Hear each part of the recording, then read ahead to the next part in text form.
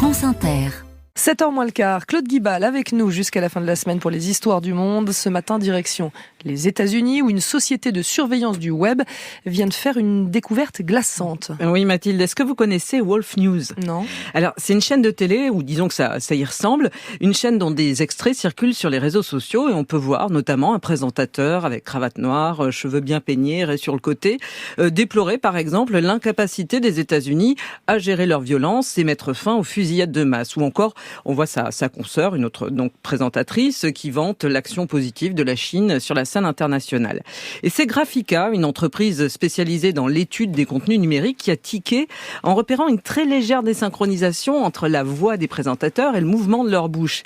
Car voilà, Alex, c'est le nom du présentateur, et sa collègue au pull noir sont en fait ce qu'on appelle du deepfake. Ce sont des créatures entièrement artificielles qui ressemblent, à s'y méprendre, à de vraies personnes et à qui l'intelligence artificielle permet de faire dire ce qu'on veut en un seul clic et dans toutes les langues possibles et imaginables. Et ces vidéos, eh bien, elles ont circulé depuis des comptes robots pro-chinois sur Twitter et Facebook. Donc c'est une campagne massive de propagande. Oui, et ça porte un nom, c'est ce que j'ai appris sur le site de Graphica, ça s'appelle du spamouflage.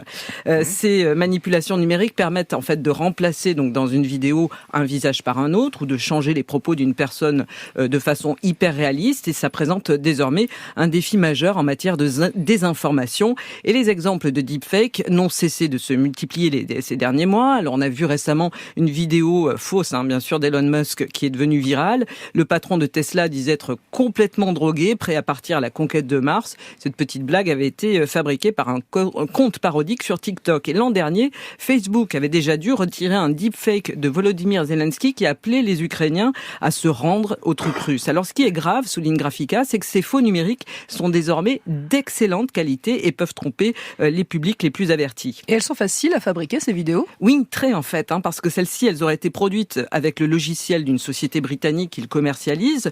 En fait, le but, c'est de fabriquer des vidéos de marketing ou de tutoriels, et théoriquement, on n'a pas du tout le droit de fabriquer des vidéos à but politique. Mais ça n'a pas eu l'air de déranger les créateurs de ces faux journalistes. Europol, qui est donc l'agence de police européenne, dit même s'attendre à une véritable apocalypse de l'information où la majorité des gens deviendraient incapables de distinguer la réalité de la fiction. Alors certains États commencent à s'inquiéter, à commencer, comble de l'ironie, par la Chine. Pékin vient d'annoncer une nouvelle réglementation pour obliger les plateformes utilisant les services d'hypertrucage en Chine à révéler l'identité de leurs utilisateurs. L'Union européenne, quant à elle, réfléchit à un projet de loi sur l'intelligence artificielle pour à la fois encourager l'innovation et surtout éviter les dérives. Sinon demain, eh bien c'est peut-être un robot, Mathilde, qui va parler à votre place, un robot qui pourra annoncer tout, n'importe quoi s'il tombe dans de mauvaises mains. Et cette perspective, croyez-moi, elle n'a vraiment rien de réjouissant. Merci Claude Guibal pour l'histoire du monde.